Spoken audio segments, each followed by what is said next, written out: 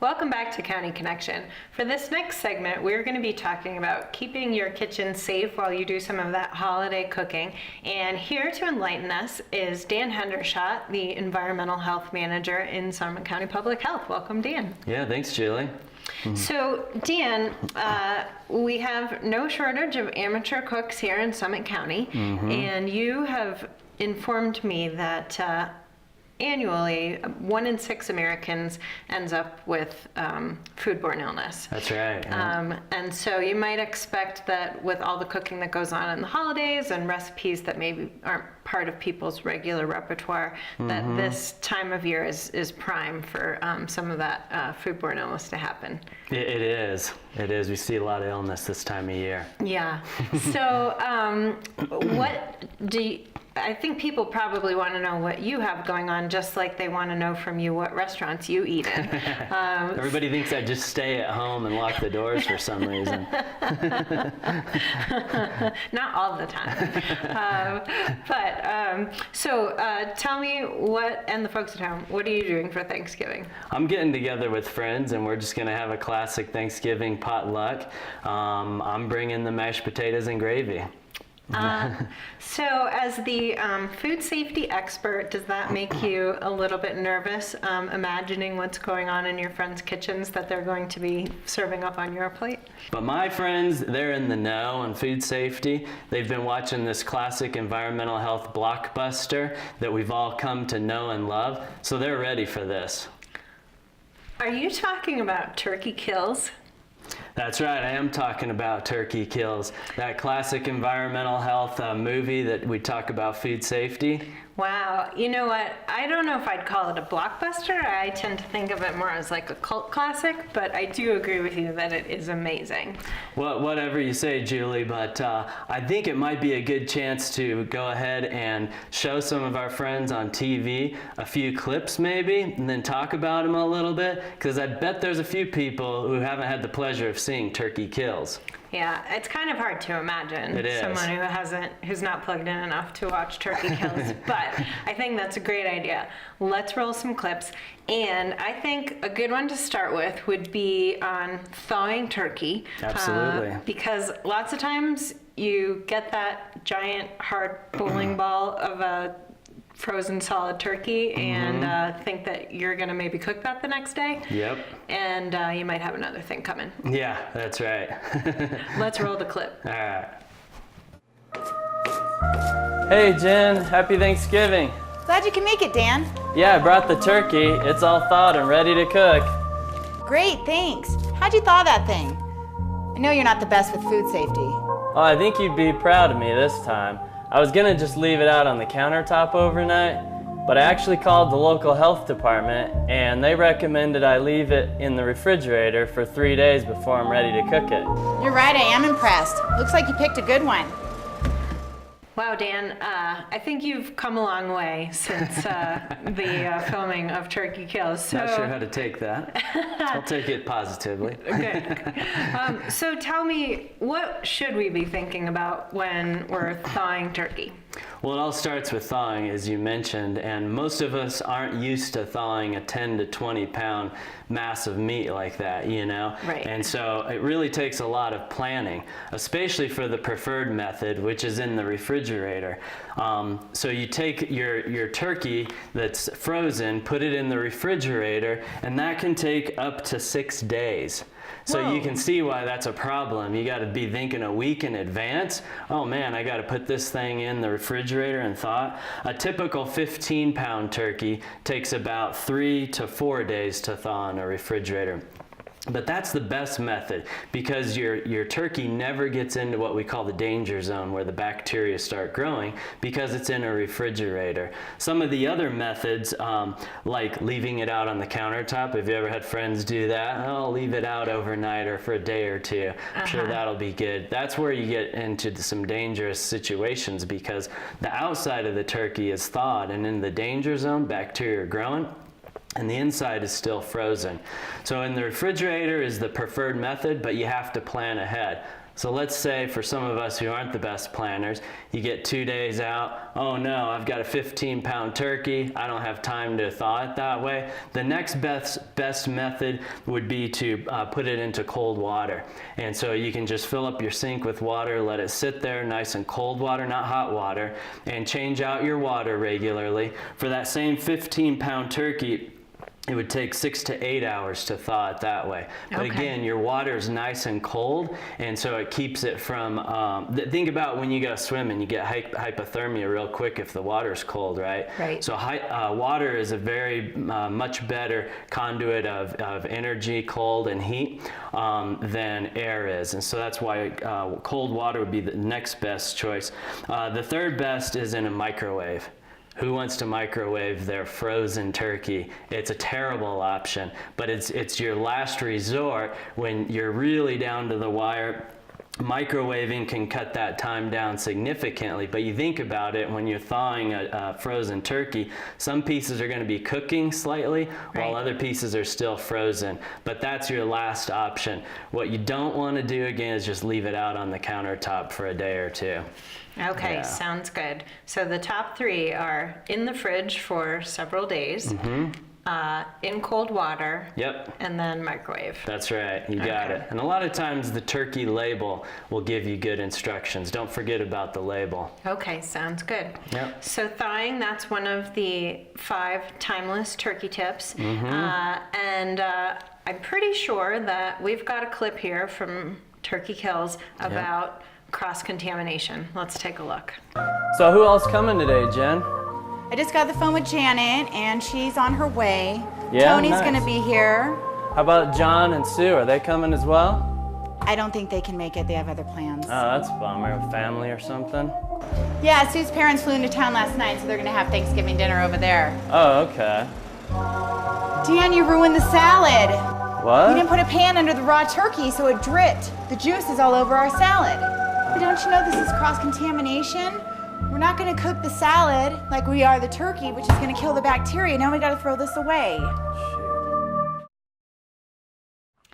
All right, Dan, so it seems like back then your thawing skills were a little better than your cross-contamination prevention skills. Oh, me personally, yeah, I would agree with that 100%. So why don't you bring the rest of us up to speed on the correct precautions for avoiding cross-contamination? Well, the first thing in cross-contamination is you want to think about the turkey as being full of bacteria that you do not want to eat, right? Right. So how do we prevent ourselves from getting sick from a turkey? We cook it, right? So the problem is when you put a turkey inside of a refrigerator, like I naively did in the video, and then it's dripping on what we call ready-to-eat foods that aren't going to be cooked, then you're ingesting the salmonella and the campylobacter that can make you sick, right? So always put your turkey or any raw meats on the bottom shelf so that there's no ready-to-eat foods underneath it. Or if you have to put it on an upper shelf, like I did in the video, then you'd want to put a tray underneath it to catch any drippings that might be there. Okay, and even if you put it on the bottom shelf, you don't want that juice running all over the place. Probably always a good idea to put it on a tray. Yeah. I tell you what, Dan, I am so hooked on this movie. It's a good one. I think we should roll another clip. Let's go. Okay. Oh, wait. I better clean up this turkey juice first here. Got bleach water. And I'll wipe it up so I don't get any on my vegetables here. All right. Cleaned up the turkey juice. I'm gonna get back to this cucumber cut. Okay. So Dan, in that clip, you showed us a lot about what not to do when it comes to hygiene. So let us know what we can do hygiene related to make sure we're doing the right thing in the kitchen. Yeah, number one by far, most diseases are spread person to person through poor hygienic practices. And so the very first thing to keep in mind is if you're sick, don't prepare foods, because you're going to spread your illness to other people most likely. The next one is just the timeless classic of hand washing. And so most of our illnesses, if we are sick or we touch something, are spread through our hands.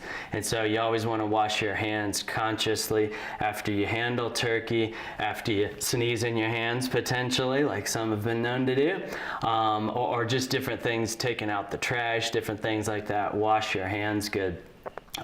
In the restaurants, they're required to wear gloves. And so if you really want to be careful in your home, you could wear gloves. Or let's just say that, you know, you might have a little bit of a sniffle or something. You want to be extra careful. What you could wear gloves in your house too. Okay, and that's particularly for anything that you're touching that people will directly eat with no cooking in between. Yeah, good point. What we call ready-to-eat foods, foods that aren't going to have a cooking kill step. So those are the ones that we're really concerned with. Okay, good tips. Can we go back to turkey kills? Absolutely. Can't talk me out of it. All right.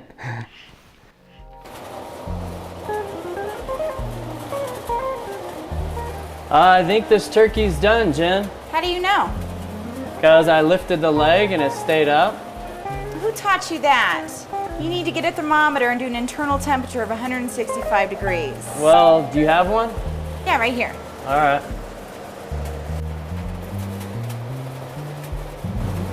Is it ready? Good stuff. So Dan, tell us, how do we know when that turkey is done cooking? Well, there's a lot of information out there about this. You know, if you look at the label, which I encourage people to do, it'll talk you how to cook it, at what temperature per pound of the turkey, because there's so many variables. What's the temperature of your oven? How many pounds is the turkey? Was it fully thawed? And what was the starting temperature of it? The only thing you really need to remember is 165 degrees. So have your metal stem probe thermometer. This one's a little large. You're probably not going to have one this big at home, but just a metal stem probe thermometer, and you want to stick it into the muscle of the turkey, and it needs to be 165. That temperature is there targeting the bacteria that are normally in turkey and making sure it's to a temperature that'll kill them. That's the only way you can really verify that it's going to be safe.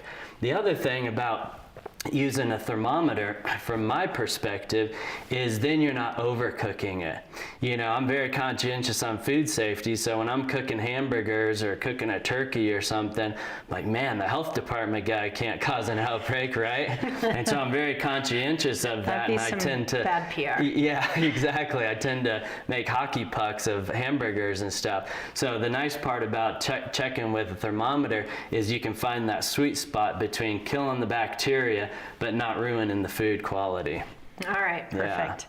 Yeah. So we've covered 4 of the 5 timeless turkey tips. I don't think we can leave people hanging here. No, that'd be rude. Yeah. So how about we roll one last clip? Let's roll it. All right. Oh man, that was a great dinner. I'm so stuffed. I can't believe more people didn't show up. Oh well, more turkey sandwiches for me this week. Hey, what about Brad and Monique? Weren't they gonna show up today? Yeah, Monique called this morning, and her and Brad decided to stay home. Yeah? Oh, those bums. You can't cool the turkey like that. Why not? It's too big. This turkey that size will take all day to cool, and bacteria will be growing like crazy. Oh, Yeah, what should I do? Forget about the game for right now, and let's go ahead and cut it up into little pieces. Oh man, all right. All right, Dan. So even when the football's on, we need to make sure that we're cooling down that turkey appropriately and safely. So tell us, how do we cool down, again, a piece of meat that is usually bigger than what we're typically having on our kitchen table? That's exactly right. Usually we just have very small amounts of leftovers, and those cool pretty quickly. So think about the danger zone, which is what we call in health department terms, the temperature zone where bacteria like to grow and propagate and grow to high enough numbers to make us sick. We like to keep our cold foods below 41 degrees. We like to keep our hot foods above 135 degrees because bacteria don't grow in those areas. Well, when you're cooling something, you have to go through that danger zone. Bacteria are growing then. So you want to do it rapidly. The bigger the volume and mass of your food, the slower it cooks. Think about just huddling together if you're out in the cold, right? If you huddle together as a mass, man, the guy in the middle is nice and cozy, you know, while the people on the outside, you think the penguins or something, you know, out in the Antarctic, they kind of swap up to mix it up and prevent those in the middle from you know, getting too cold or something. But anyway, in this case, it's best to cut it up into smaller portions and then kind of lay them out so that they have more surface area and can cool quicker. Yeah. And in the long run, that's going to make it easier to eat the next day anyway. Yeah, exactly. Cooling is classic old school foodborne illness because what happens is those bacteria grow in there during that danger zone and they metabolize and they produce waste, and that waste becomes a toxin and it makes you sick very quickly. It doesn't have a long incubation period. It's usually just 6 to 12 hours or so. So it produces classic foodborne illness with vomiting. So you don't want to be the person responsible for that at the holiday party. Definitely so cool not. your food properly for those turkey sandwiches later. Okay, sounds good. Well, thanks for indulging us, Dan. These are some great tips to keep in mind during the holiday season. And that is one great movie, if I've ever seen one. It is a great movie, and I just can't get enough, especially during the holidays, you know, of this Turkey Kills. Yeah. All right. Well, thanks to those of you at home. We hope you learned something.